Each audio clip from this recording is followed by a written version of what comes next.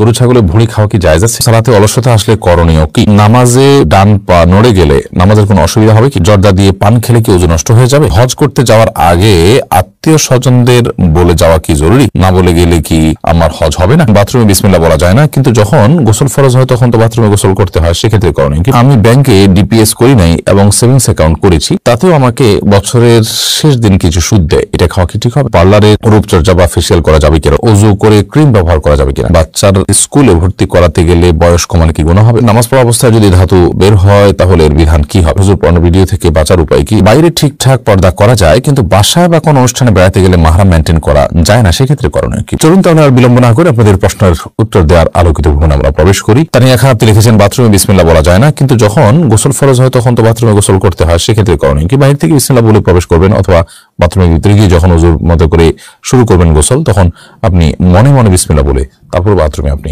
গোসলের কার্যক্রম শুরু করবেন। মোহাম্মদ রাকিব লিখেছেন আমি ব্যাংকে ডিপিএস করি নাই এবং সেভিংস অ্যাকাউন্ট করেছি, তাতেও আমাকে বছরের শেষ দিন কিছু সুদ দেয়, এটা খাওয়া কি ঠিক হবে না? এটা খাওয়া ঠিক হবে না, বরং এটা আপনি হিসাব করে রেখে সেই টাকাটা আপনি অবশ্যই কোনো গরিব দুঃখী মানুষকে দান করে দিবেন, যাতে করে আপনি এই হারাম টাকাটি আপনি বক্ষণ না করেন। সওয়াবের উদ্দেশ্য ছাড়া কোনো গরিবকে আপনি দান করে দিলেন, ইনশাআল্লাহ আপনি দায় মুক্ত হয়ে যাবেন। চয়ন মুন্নি আডি থেকে আপনি লিখেছেন বাচ্চার স্কুলে ভর্তি করাতে গেলে বয়স কমানো কি গুনাহ হবে? অবশ্যই গুনাহ হবে। আপনি বাচ্চার বয়স লুকালেন কিংবা মিথ্যা বয়স লিখলেন, সেক্ষেত্রে আপনি প্রতারণা করলেন, আপনি মিথ্যা বললেন, অথচ নবী সাল্লাল্লাহু আলাইহি ওয়াসাল্লাম বলেছেন মাল গাশা ফালাইসা মিন্না, যে ব্যক্তি প্রতারণা করে সে আমার উম্মত নয়।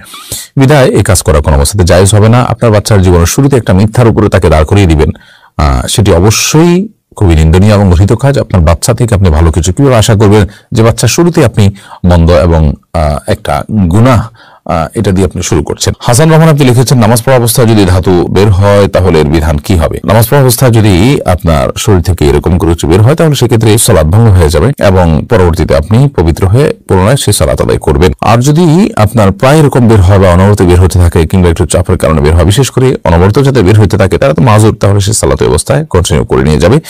আর যদি চাপের কারণে বের হয় কিংবা কোনো বিশেষ কল্পনা জল্পনার কারণে বের হয় বা কোনো কারণে বের হয়, তাহলে সেক্ষেত্রে তার সালাত নষ্ট হয়ে যাবে, যেহেতু অপবিত্র হয়ে গেছেন, এবং অপবিত্র হয়ে গেলে সালাত ভঙ্গ হয়ে যায়, যার কারণে তিনি আবার পবিত্র হয়ে সেই সালাতকে পুনরায় আদায় করবেন। রুবা ইসলাম আপনি লিখেছেন বাইরে ঠিকঠাক পর্দা করা যায়, কিন্তু বাসায় বা কোনো অনুষ্ঠানে বেড়াতে গেলে মাহরাম মেনটেন করা যায় না, সেক্ষেত্রে করণীয় কি? বোন রুবা আপনি ঠিকই বলেছেন যে বাইরে পর্দা করার চাইতে বাসার অভ্যন্তরে কিংবা কোনো অনুষ্ঠানে বেড়াতে গেলে পর্দা করাটা অনেক টাফ হয়ে যায়। এই জন্য প্রথমত বাসার অভ্যন্তরে দ্বীনি পরিবেশ তৈরি করার চেষ্টা করতে হবে। বাসা যারা বসবাস করেন তাদের মধ্যে দ্বীনি চেতনা তৈরি করার জন্য ঘরগুলোতে তালিম চালু করা যেতে পারে, দ্বীনি মসজিদ চালু করা যেতে পারে, ওলামায়ে কেরামের সংস্রব বাড়ানো যেতে পারে। এভাবে নানাভাবে তাদেরকে যখন পর্দার গুরুত্ব বোঝানো যাবে তখন পর্দা মেনটেন করা সহজ হবে। সেই সাথে যতক্ষণ পর্যন্ত তারা না বোঝে তখন পর্যন্ত নিজের পর্দা নিজে করার জন্য আপ্রাণ চেষ্টা করা, ঘুমটা দিয়ে থাকা, এবং পুরুষ যিনি গায়রে মাহরাম আছেন তার থেকে দূরে থাকা, আড়ালে থেকে নিজের বাসার সংসার কাজগুলো করার আপ্রাণ চেষ্টা এবং লড়াই চালিয়ে যেতে হবে যদি না পৃথক হওয়ার সুযোগ থাকে। আর সেই সাথে কোনো অনুষ্ঠানে গেলে যদি পর্দাহীনতার মুখোমুখি হতে বাধ্য হয় তাহলে সে ধরনের অনুষ্ঠান এড়াতে হবে এবং অ্যাভয়েড করতে হবে।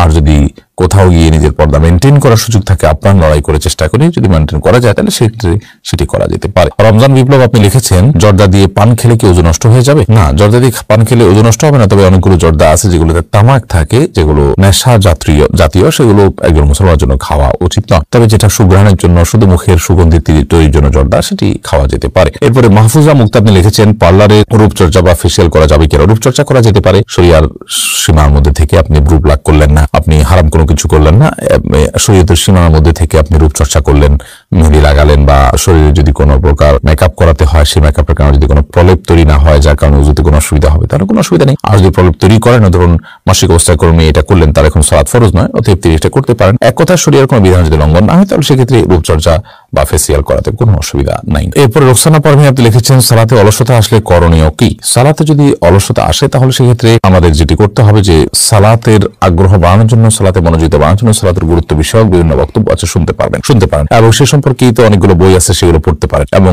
নেককার এবং আব্দে সালেহ বা আল্লাহ প্রিয় বান্দা মুত্তাকি পরহেজগারদের সোহবত এবং সান্নিধ্যে আপনি উঠতে পারেন, ওঠা বসা করতে পারেন, তাহলে ইনশাআল্লাহ বিদিনিল্লাহ সালাতের অলসতা দূর হবে বলে আশা করছি। এমনি নুরুল নবী আপনি লিখেছেন, নামাজে ডান পা নড়ে গেলে নামাজের কোনো অসুবিধা হবে কি? নামাজ যদি ডান পা নড়ে যায় কোনো অসুবিধা নেই, কিন্তু যদি ডান পা আপনি রুকু সিজদাতে একবারও না লাগান জমিনে, তাহলে সেক্ষেত্রে নামাজ হবে না। আপনার পা আছে সুস্থ পা, অথচ আপনি পা জমিনে লাগাচ্ছেন না, তাহলে নামাজ হবে না।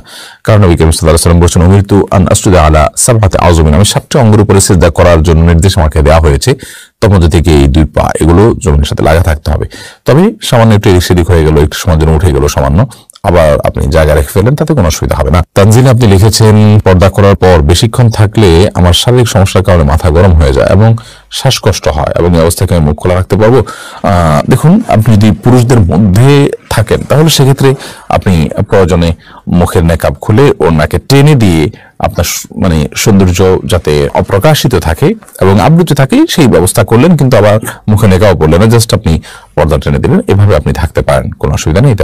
এটা আপনার জন্য জায়েজ হতে পারে। এছাড়া যদি পুরুষদের মধ্যে আপনি না থাকেন, বরং আপনি কোনো জায়গায় যাচ্ছেন, ধরুন গাড়িতে আছেন, ব্যক্তিগত গাড়িতে, তাহলে সেক্ষেত্রে আপনি পেছনে আছেন, আপনার খুলে আপনি বসলেন, তাতে কোনো অসুবিধা নেই। আপনি পুরুষের সামনে আপনার নিজের সৌন্দর্যকে প্রকাশ করবেন না, এটাই হলো পর্দার মূল বিষয়। আপনি রাহিম সরকার আপনি লিখেছেন, ওযু করে ক্রিম ব্যবহার করা যাবে কিনা? ওযু করার পর ক্রিম ব্যবহার করতে কোনো অসুবিধা নেই। লোশন, ক্রিম, তেল এগুলো ব্যবহার করা যেতে পারে, এগুলো কোনো ক্ষতিকর বিষয় না। ব্যাপারী আশরাফুল আলম আপনি লিখেছেন, হুজুর পর্ন ভিডিও থেকে বাঁচার উপায় কি? এটা থেকে বাঁচার উপায় হলো, প্রথমত নিজের বিরুদ্ধে নিজে একটু হার্ড অ্যাকশনে যেতে হবে এবং প্রয়োজনে এই ধরনের ভিডিও ইত্যাদি সবগুলো রিমুভ করে নিজের সেট, মোবাইল ইত্যাদি এগুলোকে পরিচ্ছন্ন করতে হবে। প্রয়োজনে মোবাইল সেট পরিবর্তন করে বাটন ফোনে চলে যেতে হবে। মোবাইল ফোন হাতের কাছে রাখা যাবে না, বিক্রি করে কাউকে দান করে 6 মাস 1 বছরের জন্য দূরে সরে যেতে হবে। সেই সাথে নির্জনতা পরিহার করতে হবে এবং আপনার খুবই নেককার, মুত্তাকি, পরহেজগার মানুষগুলোর সাথে একান্তে সারাদিন উঠা বসা, তাদের সাথে মেলামেশা করার চেষ্টা করতে হবে। তুলির রহমান আপনি লিখেছেন, হজ করতে যাওয়ার আগে আত্মীয় স্বজনদের বলে যাওয়া কি জরুরি? না বলে গেলে কি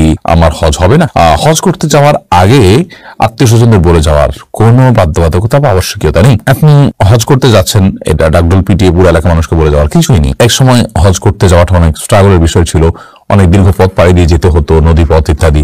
অনেক সময় মানুষ হজ করতে গেলে আর ফিরে আসতো না, মাসকে মাস লেগে যেত সফরে, অনেক কষ্টের সফর থাকার কারণে মানুষ মারা যেতেন। তো সেই জায়গা থেকে মানুষ মাপটাপ চেয়ে মানুষের কাছে বলে যেতেন, একটা ব্যাপার ছিল। বাট এখন তো হজের ব্যাপারটি এরকম নয়, যার কারণে এটাকে আত্মীয় স্বজন সবার কাছে বলে যাওয়া অন্তত কোনো বিষয়টি হতে পারে না। বিশেষ করে যখন উদ্দেশ্য থাকে যে এর মাধ্যমে আমি অন্যদের কাছ থেকে বাহবা নিব, অন্যরা জানবে আমি হজ করতে গেলাম, সবাই জানবে আমি হাজি সাহেব হতে যাচ্ছি, এ ধরনের মানসিকতা থেকে যদি বলা হয় তাহলে সেটা গর্হিত কাজ এবং গুনাহি হবে রীতিমতো। অবকার আপনি লিখেছেন, গরু ছাগলের ভুঁড়ি খাওয়া কি জায়েজ আছে? গরু ছাগলের ভুঁড়ি খাইতে পারে, এটি একান্তই আপনার নিজস্ব ব্যাপার, শরিয়া দৃষ্টিকোণ থেকে জায়েজ আছে এবং হালাল। আপনি যদি খেতে পারেন, আপনি আপনার রুচি কোয়াল আপনি খাবেন, আর যদি আপনার কাছে খেতে অপছন্দনীয় মনে হয়, আপনার রুচি না টারে, তাহলে সেক্ষেত্রে আপনি খাবেন না, কিন্তু শরীর দৃষ্টিকোণ থেকে জায়েজ আছে। এরপর আরফাত হোসেন আপনি লিখেছেন, লাশ কিভাবে কবরে রাখা সুন্নাত? আমাদের এলাকায় চিৎ করে শোয়ে শুধু মাথাটা ক্যাবলার দিকে ঘুরিয়ে রাখা হয়। এক হুজুর বলেন, লাশ পুরোপুরি ডান কাঁধে শোয়ানো সুন্নত, কোনটা সঠিক? হ্যাঁ, যে হুজুর বলেছেন ডান কাঁধে পুরোপুরি শোয়ানো সুন্নত, ওইটাই সঠিক। এবং মনে রাখতে হবে যে